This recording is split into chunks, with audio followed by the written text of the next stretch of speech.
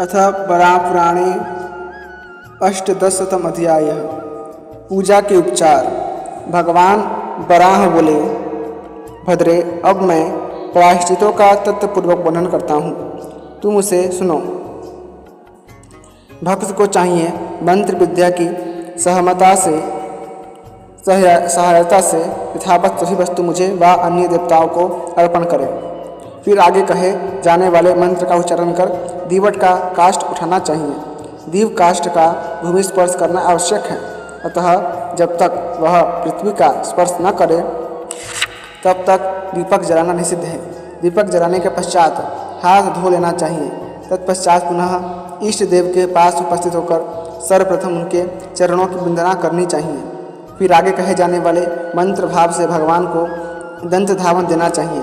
मंत्र का भाव यह है, भगवान प्रत्येक भुवन आपका स्वरूप है। आपके द्वारा सूर्य का तेज ही कुंठित हो रहता है। आप अनादि अनंत और सर्वस्वरूप हैं। यह दंत धावन आप स्वीकार कीजिए। वसुंधरे, तुमसे जो कुछ कहा है वह सब धर्म से निर्णित है। श्री विग्रह के हाथ में दंत धावन देकर पुनः यथावत कर्म करना चाहिए। इष्ट देव के सिर से निर्माल्य उतारकर उसे स्वयं अपने सिर पर रखें। सुंदरी, इसके बाद जल से हाथ को शुद्ध कर मुख प्रक्षालन आदि कर्म करना चाहिए। फिर शुद्ध जल से इष्ट देवता के मुख का प्रक्षालन करें। सुंदरी, इसका मंत्र इस प्रकार है। इस मंत्र से पूजा करने के फलस्वरूप पूजक संसार से मुक्त हो जाता है। मंत्र का भाव यह है, भगवान आत्म हे विष्णु स्वरूप इस जगत को ग्रहण करें। इसी जल द्वारा अन्य देवताओं ने भी सदा अपना मुख धोया है। फिर पंचरात्र मंत्र द्वारा सुंदर चिंतन, धूप, दीप और नैवेद्य अर्पण करना चाहिए। इसके बाद हाथ में पुष्पांजलि लेकर यह प्रार्थना करें, भगवान आप भक्तों पर कृपा करने वाले हैं। आप नारायण को मेरा नमस्कार है।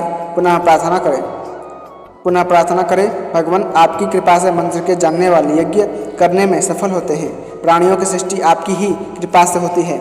हे माधवी, इस प्रकार प्रातःकाल उठकर फिर अन्य फूल हाथ में ले मुझ में श्रद्धा रखने वाला ज्ञानी पुरुष पवित्र होकर मुझ देवेश्वर की पूजा करें। संपूर्ण कार्य संपन्न हो जाने पर वह भूमि पर डंडे की भांति पड़कर साष्टांग प्रणाम करे और प्रार्थना करे, भगवान आप मुझ पर प्रसन्न हो जाएं। फिर सिर पर अंजलि रखकर निम्नलिखित प्रार्थना करनी चाहिए, भगवान शास्त्रों के प्रभाव से आपकी जानकारी प्राप्त हो जाने पर साधक की यदि आपको पाने की इच्छा और चेष्टा होती है तो आप उसे प्राप्त हो जाते हैं। योगियों को भी आपकी कृपा से ही मुक्ति सुलभ हुई, अतएव मैं भी आपके उपासना कार्य करने में संलग्न हो गया हूँ। आपकी शास्त्रीय आज्ञा का मैंने संपादन किया है, इसलिए आप मुझ पर प्रसन्न हो जाएं। फिर मेरी भक्ति में संलग्न रहने वाला साधक पुरुष इस प्रकार शास्त्र की विधि का पालन कर कुछ देर तक मेरी प्रदक्षिणा करे। मेरा भक्त कोई भी क्रिया उतावलेपन से न करे। इस प्रकार सभी कार्य संपन्न कर मेरी भक्ति में दृढ़ आस्था रखने वाला पुरुष घृत तथा तेल से मेरा अभिव्यंजन करे। कार्य संपादन करने वाला मंत्रज्ञ व्यक्ति तेल, घृत आदि स्नेह पदार्थों की और लक्ष्य कर एकाग्रचित से इस प्रकार उच्चारण करें, हे लोकनाथ, मैं प्रेम के साथ मैं यह स्निग्ध पदार्थ लेकर आपको अपने हाथ से अर्पण कर रहा हूँ। इसके फलस्वरूप संपूर्ण लोकों में मुझे आत्मसिद्धि प्राप्त हो। भगवान आपको मेरा बारंबार नमस्कार है। मेरे मुख से जो अनुचित बात निकल गई हो उसे क्षमा कीजिए। इस प्रकार कहते हुए सर्वप्रथम मेरे मस्तक पर स्नेह पदार्थ तेल या घी लगाना चाहिए। पहले उसे मेरे दाहिने अंग में लगाकर फिर बाएं अंग में लगाएं। इसके बाद पीठ में लगाकर कटिभाग में लगाने की विधि है। भद्रे, इसके पश्चात अपने व्रत में अटल रहने वाला पुरुष गाय के गोबर से भूमि का उपलेपन करे। भद्रे, गोमय द्वारा उपलेपन करते समय देखने तथा सुनने से प्राणी को जो पुण्य प्राप्त होता है उसे मैं कहता हूँ, सुनो। साथ ही मैं अभिव्यंजन करने का पुण्य भी सुनाता हूँ। उनकी जितनी बूंदें उस गोमय की पृथ्वी पर तथा इत्र तेल आदि की इष्ट देव के ऊपर गिरती है, उतने 1000 वर्षों तक वह श्रद्धालु पुरुष स्वर्ग लोक में प्रतिष्ठा पाता है। इसके पश्चात उसे पुण्यात्माओं के लोक प्राप्त होते हैं। इतना ही नहीं, इस प्रकार जो भी मेरे गात्रों में तेल अथवा घृत से अभिव्यंजन करता है वह एक एक कण की जितनी संख्या होती है उतने 1000 वर्षों तक स्वर्ग लोक में रहता है और मेरे उस लोक में उसकी महान प्रतिष्ठा होती है।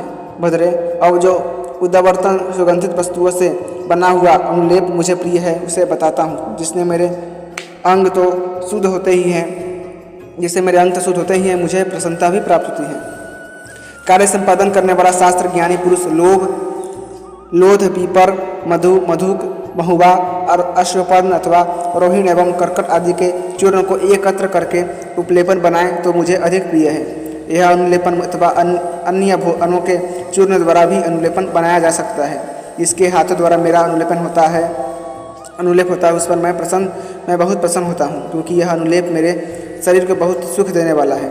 अतः इसे अवश्य करना चाहिए। यदि मेरी भक्ति करने वाला परम सिद्धि चाहता है तो इस प्रकार अनुलेपन लगाकर मेरा स्नान कराएं। इसके बाद आंवला और सुगंधित उत्तम पदार्थों को एकत्र करें और दृढ़ व्रती पुरुष उससे मेरे संपूर्ण गात्रों को मले। तत्पश्चात जल का घड़ा लेकर इस आशय का मंत्र उच्चारण करें। भगवान, आप देवताओं के भी देवता, अनादि सर्वश्रेष्ठ पुरुष हैं। आपका स्वरूप अत्यंत शुद्ध है। व्यक्त रूप से पधार कर यह स्नान स्वीकार कीजिए। मेरे मार्ग का अनुसरण करने वाला पुरुष इस प्रकार कहकर मेरा स्नान कराए। घड़ा सोने अथवा चांदी का हो। यदि ये द्रव्य न उपलब्ध हो सके तो कर्म का ज्ञान रखने वाला पुरुष मेरा तांबे के घड़े से स्नान करा सकता है। इस प्रकार सविधि कर्म से स्नान कराकर मंत्रों को पढ़ते हुए चंदन अर्पण करना चाहिए। मंत्रार्थ यह है, प्रभु, संपूर्ण गंधों से आपके मन में प्रसन्नता प्राप्त होती है। ये चंदन कई प्रकार के होते हैं, यह शास्त्र की सम्मति है। ये सभी देवादि लोकों में उत्पन्न होते हैं। आपकी कृपा से सत्कार्यों में इनका उपयोग होता है। मैंने आपके अंगों में लगाने के लिए इन पवित्र चंदनों को प्रस्तुत किया है। भक्ति से संतुष्ट भगवान, आप इन्हें कृपा कर स्वीकार करें। इस प्रकार चंदन आदि सुगंध युक्त पदार्थ एवं माला आदि अर्पण करके पूजन करने का विधान है। कर्म में श्रद्धा रखने वाला कर्मशील पुरुष ऐसी अर्चना करके यह कहते हुए पुष्पांजलि दे, हे अच्युत, ये समयानुसार जल में तथा स्थल में उत्पन्न होने वाले पवित्र पुष्प हैं। संसार से मेरा उद्धार हो जाए, इसलिए यह पुष्प आप स्वीकार कीजिए। इस प्रकार मेरे भागवत संप्रदायोक्त विधि का पालन करते हुए मेरी अर्चना करने के पश्चात मुझे सुगंध द्रव्यों से बना हुआ धूप देना चाहिए। धूप से मुझे बहुत प्रेम है। इसके प्रदान से दाता के पितृकुलों की आत्मा पवित्र हो जाती है। विधि के साथ धूप लेकर यह मंत्र पढ़ना चाहिए। मंत्र का भाव यह है, भगवान, यह दिव्य धूप बहुत से सुगंधित द्रव्यों से संपन्न है। इसमें वनस्पति का रस भी सम्मिलित है। जन्म मृत्यु से मुझे मोक्ष मिल जाए, इसलिए मैं आपको यह धूप निवेदित करता हूँ। आप इसे स्वीकार करने की कृपा कीजिए। भगवान, संपूर्ण देवताओं तथा प्राणियों के लिए शांति सुलभ हो, मैं भी सदा शांति से संपन्न रहूं। ज्ञानियों की योग भावमयी शांति से आप धूप ग्रहण करें। आपको मेरा नमस्कार है। जगत गुरु, आपके अतिरिक्त इस संसार सागर से मेरा उद्धार करने वाला दूसरा कोई नहीं है। इस प्रकार माला, चंदन, अनुलेपन आदि सामग्रियों से पूजा करके रेशमी स्वच्छ वस्त्र जिसका कुछ भाग पीले रंग का हो निवेदित करना चाहिए।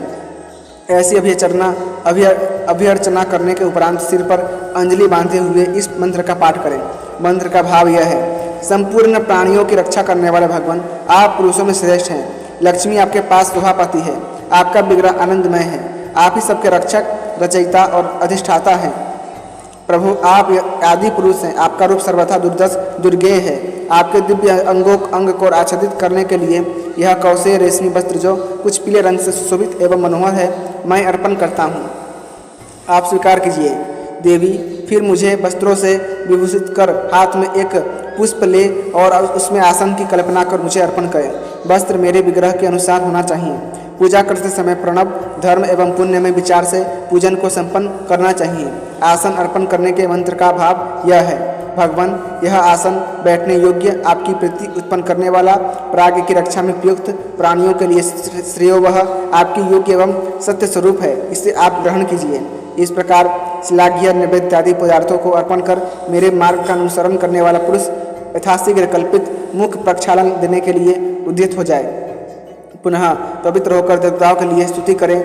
आप सभी लोग भगवत परायण हो। फिर उत्तम जल लेकर अपनी शुद्धि करें।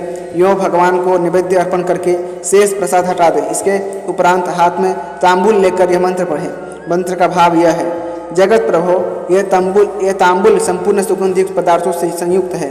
देवताओं के लिए सम्यक प्रकार से यह अलंकार का कार्य देता है। आप इसे स्वीकार करें। साथ ही आपकी प्रतिमा के प्रभाव से हमारा भवन विशिष्ट हो जाए।